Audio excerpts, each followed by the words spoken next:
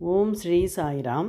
பகவான் ஸ்ரீ சத்யசாய் பாபா அஷ்டோத்திரத்தில் 28வது திருநாமம் ஓம் ஸ்ரீ சாயி ரத்னாகர வம்சோத்பவாய நமக என்பது.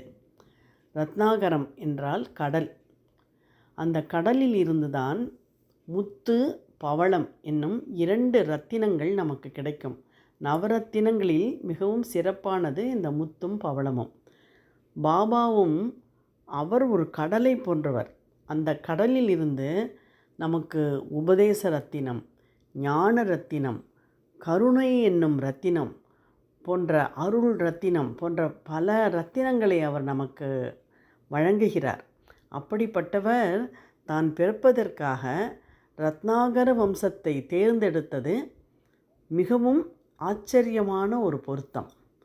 புட்டபர்த்தியிலே அவர் அவதரித்த ராஜு குலம், அவருடைய தந்தையார் குலம் ராஜு குலத்திற்கு ரத்னாகர வம்சம் என்று பெயர்.